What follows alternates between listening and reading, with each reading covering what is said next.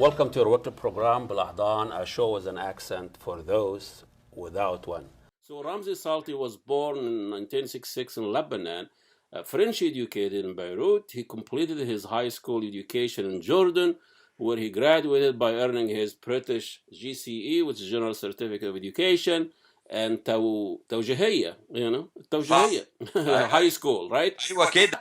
التوجيهية دي اللي ودتنا في داهية في مصر. يطلع توجيه. 83 he moved to United States, earned his BA in French, in English. My goodness.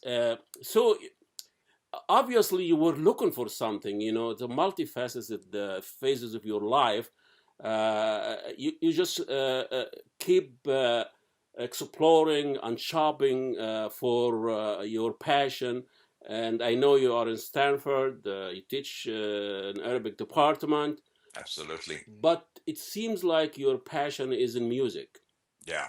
So, I mean, that's such a great way to start this interview officially, Ahmed, because I love teaching. I've always been teaching all my life, and I used to teach French, and then now I've been teaching Arabic at Stanford for 17 years.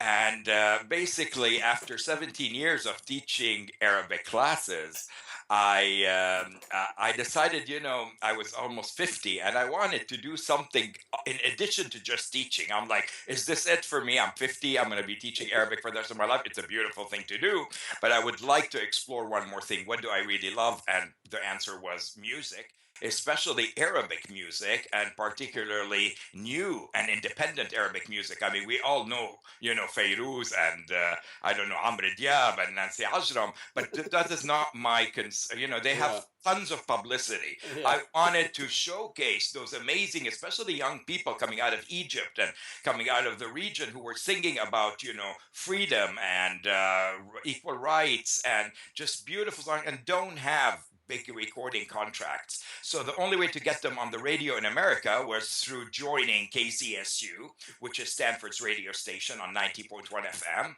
And from there, having a show that I called Arabology, which is now on the air. And every time I play this music, Americans, just like you, Ahmed, they call me to say, wow, this is Arabic music.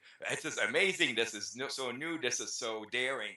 The decision that you focus on Arab music and the young generation in a time where people are kicked out of airplane for speaking Arabic, this is amazing. I mean, it is a context of what's going on in this country, and the Islamophobia and singling out Arabs, and in that context, you start. When did you start your station?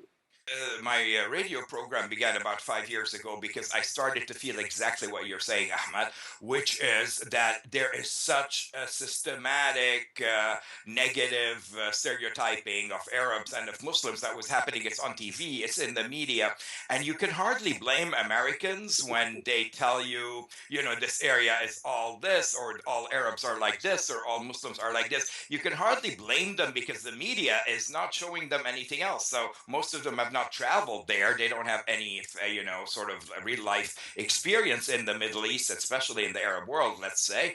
And I felt, well, I got to do something about this. What can I do? Well, we got a radio station right here at Stanford University. We are live on 90.1 FM. The whole San Francisco Bay Area listens to us. Why not make a show that showcases the positive side of Arabic culture, that shows a different side to Muslims, that shows a different side to Arabs of all religions from the Middle East? And so my show is really to counteract those negative stereotypes. And I'm glad that I'm on the air, and I'm glad that I exist. With you, I was introduced to your station and your music through my daughter. صح. So tell me through the process of selecting those songs and who makes it to the air, and the way you give us context, the way you give us starting background. at number 20 is mesmerizing. with an amazing group. Their name is 47 Soul, and they Yeah. had So let me begin, if I may, by asking, what is your daughter's first name? Sarah. Sarah, tahiyat la Sarah for showing her dad Introduce us. this whole new genre of music that's coming out of the Middle East. Because I was like you, Ahmad. I mean, I'm in my 50s, and I did not know about this amazing kind of music that was going on. So growing up, I used to listen to the mainstream music, Rotana, TV, etc. And I didn't realize that there is a sort of a subculture and that there is an amazing amount of musicians who are mostly younger and who are making stuff that is world class. So right there, the fact that your daughter is mixing Western and Eastern genres, Arabic beats with, Western beats, creates this new fusion. Now, at first, I was very disturbed because somebody told me we're going to remix Fairuz. Yeah. We're going to put hip hop beat to Kulthum. And I'm like, Astaghfirullah al-Azim. How can you do that? This is Kulthum, she is pure. But then I realized that what they're doing is actually making Kulthum available and accessible to a whole new generation that's growing up on hip hop and on. So that those kids, they're not like us. They're thinking Kulthum is beautiful, but they're not going to listen to it like we did. They don't have the same affinity. But if you take Kulthum and sort of remix her or Asmahan or Fairuz, then they start loving that song, and that leads them to go and discover the original. So to me, it's about keeping our icons from Abdul Halim to Fairuz to whoever alive for the new generation. And basically, I think what you were talking about when you're talking about your daughter is this fusion. It's called world fusion, music fusion, and my show loves that. So if you have, something like half English, half Arabic, I'll do it, I'll play it. And like you said, the decisions are not easy, Ahmad, in terms of there is so much coming out of the Arab world that you have to decide what are you going to play. But I insist on one thing, which is before I play a song, I want to be educated about it. I want to know about the band. I want to know how to pronounce their names. I want to make sure that when I speak about them on the air, I am not saying anything that would, hurt them or any misinformation, Yeah. So at this point, every day I get emails and songs from bands coming from all over the Arab world. In Syria, there is Syria. in Syria, there is a happening, haram, wallahi haram. They are such talented musicians in Syria singing about we just want our freedom, we just want to live, we just want to, and the music is beautiful and the words are like Arabic poetry. And haram, they are like, they hardly have an internet connection to upload the song. And then I listen to it and I play it and people in America go, wow.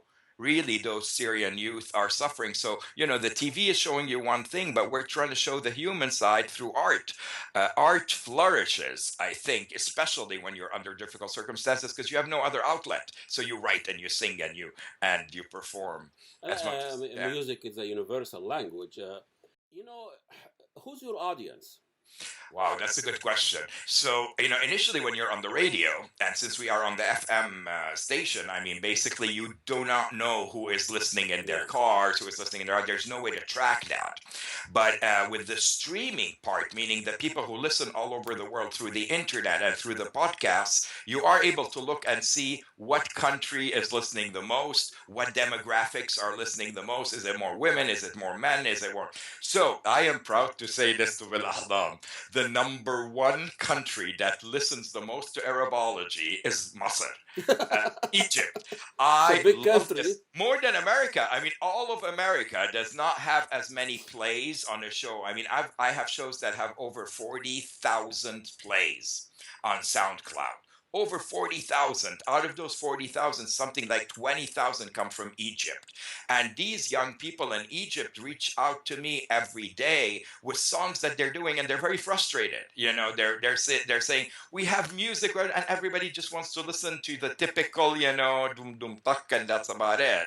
And they have great music, and no one listens to them. So I've tried to, get them to be heard right here. So the demographic tends to be a lot of Arab Americans and a lot of Americans who are interested in indie music, and maybe a little bit of a younger demographic than I am. But I'm hoping when people see me, they'll say, "Hey, he's old and he likes it. Maybe we can also, jump on board."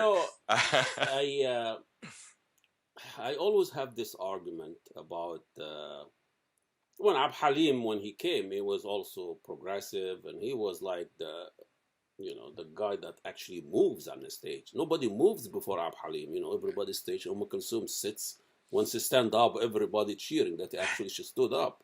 Right. And he was like the Elvis Presley. I mean, the guy's breaking a lot of culture to be. But Right. he represent his music and his love represent a very romantic, idealistic, platonic love that I could not relate to. Mm. I don't want to be so critical. This is like, it's an iconic figure. Right. His love always Ingy, the upper middle class, rich, blonde, standing in a balcony. I've never seen anybody like that in my life. شعر الحرير على حرير مين يا عم? So Yeah. tell us a little bit about So, that uh, journey of music from Abd Halim Kulthum to uh, Lena. So, I mean, Abdul Halim, you're right. Abdul Halim and even Kulthum to a certain degree when they were alive, they were a little bit for the elite. I mean, there were people, they were popular, and yes, the people loved them, but also the elite kind of loved them and appropriated them. And I think that made them a little bit inaccessible for the average person who couldn't go to the concert, who didn't have time to like go to a, 4-hour concert by Kulthum, dress up, etc. Whereas the music that I love in Masr is Shabi. The Shabi music is a tradition of its own, and I can relate to that because it is. I mean, even though he may be saying, "I am dying to see the girl," but it is also funny the way he says it. So we can all relate because I think we've all been there to a certain degree. I think that hip hop comes from Shabi, meaning Shabi music is what turned into hip hop today. And I know that because a lot of scholars from Stanford, a lot of my students, especially Egyptian Americans, went to Egypt to study for a couple of years, not study in a university, but study in the streets, the Oh, music, the Shabi, and how Shabi music can be paralleled with hip hop music here. I would say Dr. Hisham Alim is one of them. He ended up, he's a professor at Stanford, and he ended up writing a whole book about how hip hop in Islam is very much taken from the Shabi tradition in Egypt. So I think that you're right in terms of these classics become sort of inaccessible. We don't really relate. But I do have to say one thing: when Abdul Halim Hafiz sings poetry by, let's say, Nizar Qabbani, I like that because I love Arabic poetry and I think it's a great way to remember the poem and to yeah. teach the poem. So رسالة من تحت الماء, I mean, عم يغرق. But when I teach it, I mean, I always tell the kids the singer is drowning. He's drowning. Haram. And they go, where? And I go, في بحر, in the sea. What sea? The Mediterranean Sea? No. في بحر الغرام. Oh, في wow. بحر الحب, in the sea of love. Yeah. And they all laugh because it's so exaggerated, Yeah. but at the same time they remember the Uh-huh. whole sentiment and the poem, which was originally by Nizar Qabbani. فايه وما عنده لايف جاكيت, حرام عم بغرق. He doesn't get wet either, but he's still ابدا drowning. بيطلع شعره حرير لسه. شعر حرير مين يا عم؟ محمد عبد المطلب.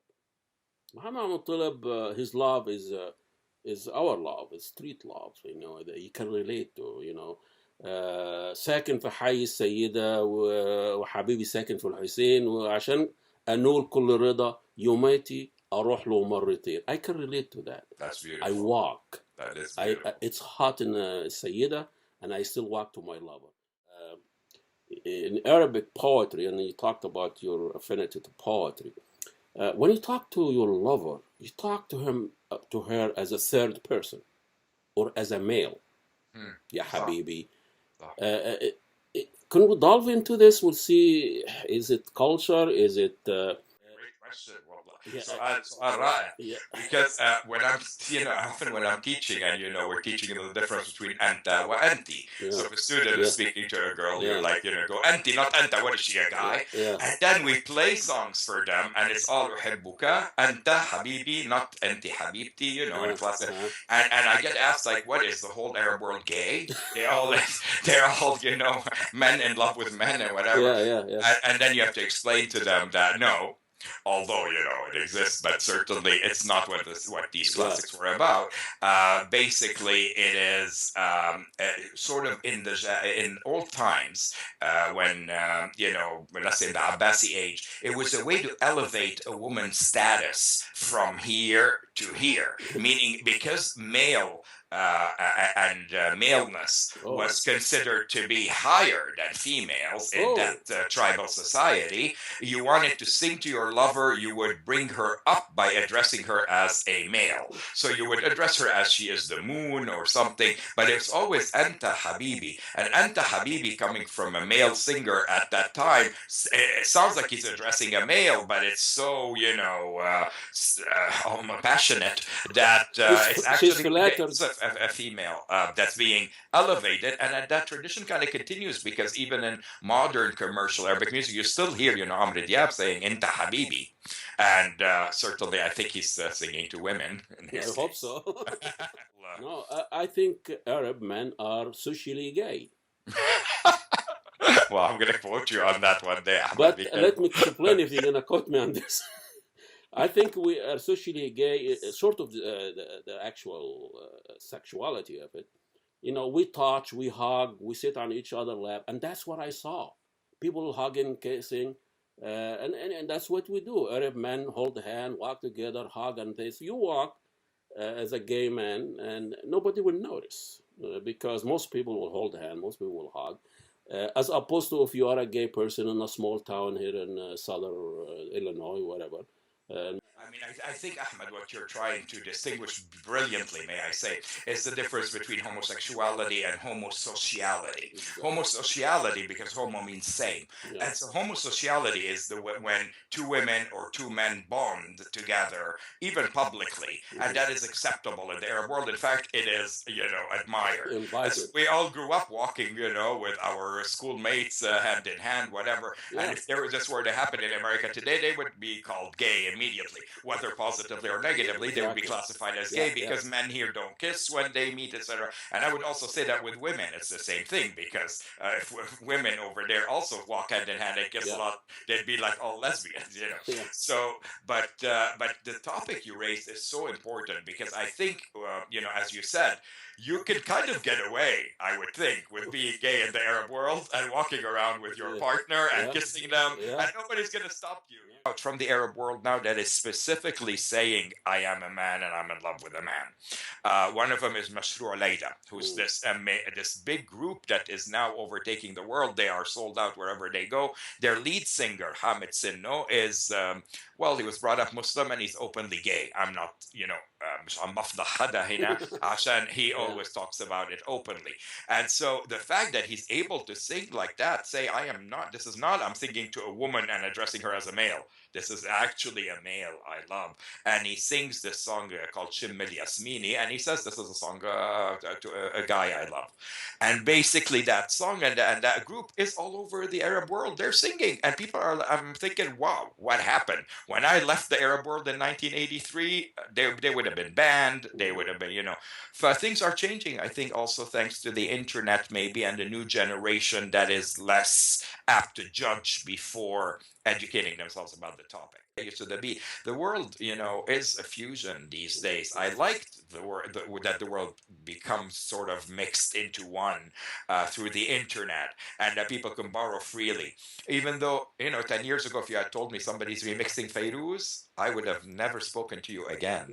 Because, Lebanon, we grew up to us, she still is this amazing icon. And for somebody to mess with her, I mean, I remember the words, you messing with Fairuz. She's perfect. And then I realized, she's perfect to me and maybe the next generation. But the new generation isn't so much like reaching out to Fairuz. I mean, you want them to discover that, but you got to begin by making it accessible. So I'm actually, the other week I played a Fairuz remix by a DJ from Egypt, I think, and he did a great job. He remixed Akhir Ayyam Al-Sayfiyya with like a very electronic tune, and when I played it on the radio, everybody at the radio station who don't speak Arabic, they were dancing, and I'm like, they're dancing to Fairuz, but when I play regular Fairuz, they kind of like, everybody goes about their business. They don't understand, who she is or what the words mean.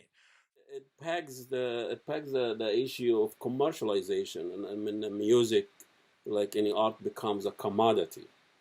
and the industry control that. Like iTunes will make more money than any other artist. I mean, everything has to go through iTunes, Apple, or whatever.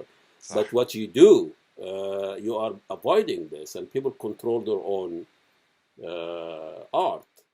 and someone said, I think it was in a film she was in, they said, she's too good to be famous. I love Once that. you are commercialized, once you are famous and they come in with the endorsements and the commercial Agent deals, and whatever. you lose your own voice. You become a product, and you can say you cannot sing this anymore and you can't say that. So people like Yasmin Hamdan, who is fiercely independent, is, touring the world doing great things. And also as an Arab woman, she defies so many stereotypes because she's a musician and she writes and she sings and she's iconic, and she's very free with herself without being in any way cheap. And so, there's this whole idea of packaging musicians that I see in America. You look at the Grammy Awards. I mean, do they really represent the best and most potent music that came out this year? Or is the most, powerful music the one that is not being acknowledged? And by virtue of not being acknowledged, is actually superb music. It is maybe scary to the establishment. The one who really introduced me to American music was Casey Kasem, Yes, and I he love that. was Yeah. the Go ahead. way he educate us and in his style, and I think you have that magnetic, mesmerizing. Wow, that's No, you do. that's No, such an amazing honor. But no, go on, Ahmed, because I do want to say something about Casey and Kasem. Go ahead. your distinctive voice and your the flow of the language that you use to describe different songs. I mean, assuming, and I don't want to be presumptuous here, that is he in any way affects the way you've been attracted to music and to your show? So, I mean, when I was, I was born and raised in Lebanon, then moved to Jordan. And throughout that time, even though, we didn't have radio or, like free radio, or I couldn't be on the radio at home, I would listen to Casey Kasem or know about him and pretend I'm him as a kid. So I would hold, the hairbrush and be, the top 10 songs for this week are, da, da, da. And people were like, what are you talking about? I go, well, if I could choose this week's 10 songs, they would be this. And they would include Arabic and English and French Oh, songs or really? whatever. But I love the idea of like being able to present the best of the best for that week. So when I came to America in 1983, I was 17 years old, and I went to Santa Clara University, and I turned on the TV, and there's Casey Kasem in the flesh, speaking and counting down. Well, first of all, the fact that he is of Lebanese descent rocked my world. I felt so proud. Wow, Arabs are represented on TV. This is back in the 80s, right? And his name, Casey Qasim, Al Qasim, Yeah. you can't get more Arabic than that. And it became Kasem. And I like that because, Ramzi became Ramzi. So it's Malish. That's fine. The fact is, people loved the fact that he was of Lebanese origin and he was presenting this, and we couldn't wait to tune into TV. There was no, cable or anything at the time, but we turned into TV to watch Casey Kasem do his top 20 countdown. And even as a student at Santa Clara, I would watch and go, God, I would love to be able to do what he's doing, but for like Arabic music, because I know Arabic, and it would be my way. I wish I could have a TV show. At the time, I was still in my early 20s. Do a TV show where I could bring Arabic music because there's such great music coming out. And here I am now in my 50s, and I still remember him. He was a very unique role model. And it's also sad that you don't see many Arab American people on TV today. And we'll end this with so people get a 103 feel. p.m. right here at KZSU Stanford 90.1 FM. I'm your DJ Ramzi, and the show that's coming up next is Arabology. There you go. Habibi, shukran, shukran. Well, thank you so much, Ramdi, and we'll leave that and enjoy the This rest very of the special day, episode of and Arabology, we'll keep be in taking touch. you on a pan-Arabian Thanks so journey. much. We'll be listening to music. An amazing group. Their name is 47 Soul, and they had this amazing EP, I guess, that was released. And from that, at number 20, we are featuring the song Intro to Sham Step by 47 Soul. And that will take us from number 20 to who knows where.